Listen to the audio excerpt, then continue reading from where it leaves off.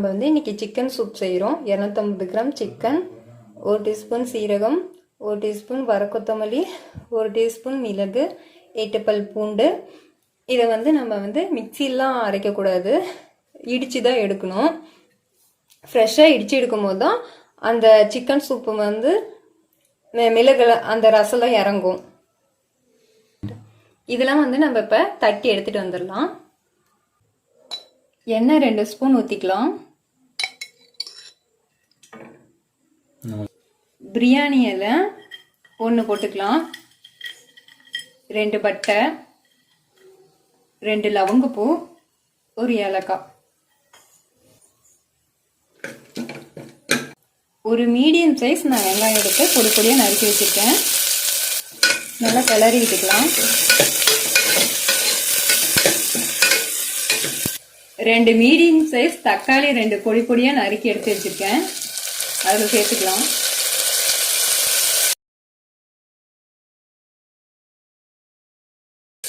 ஒரு பச்சை மிளகா வந்து நான் கீரி எடுத்து வச்சுருக்கேன், இதில் சேர்த்துக்கலாம்.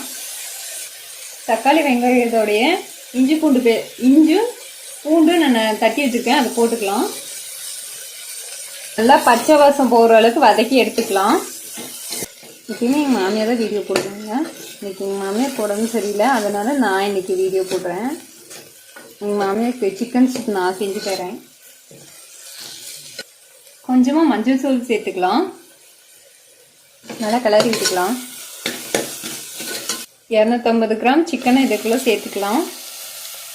எலும்பா இருக்கிற சிக்கனை தான் எடுத்துக்கணும், அப்போதான் ரசம்லாம் இறங்கி சிக்கன் சூப் நல்லா இருக்கும். நல்லா கிளறி விட்டுக்கலாம்.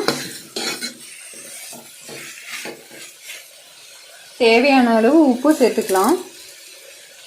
நம்ம இடிச்சு வச்சு இல்லையா, மிளகு, சீரகம், வரக்கொத்தமல்லி, இதெல்லாம் நம்ம வந்து இதில் சேர்த்துக்கலாம். இப்படி இடித்து சேர்த்தும் போது தான் அதில் இருக்கிற ரசம்லாம் சிக்கன் சூப்பில் இறங்கும், ரொம்ப டேஸ்ட்டாக கொடுக்கும். இதே மாதிரி அப்பப்போ இடித்து வச்சுக்கணும். நம்ம இடித்து வச்சு ஃப்ரெஷ்ஷாக செய்யும் போது தான் சிக்கன் சூப் டேஸ்ட் வரும். கருவேப்பிலை சேர்த்துக்கலாம். 1 லிட்டர் தண்ணி சேர்த்துக்கலாம். இதில்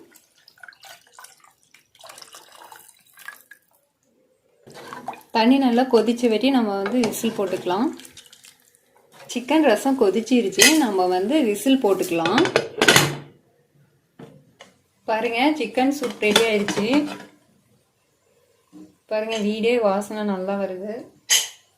கொத்தமல்லி தழை தூவிக்கலாம்.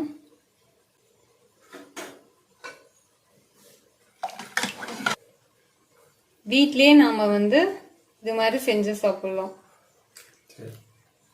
எங்க மாமியாருக்கு உடம்பு சரியில்லை, அதனால நான் சிக்கன் சூப் ரெடி பண்ணேன். இதே மாதிரி நீங்களும் உங்க வீட்டில் செஞ்சு பாருங்க.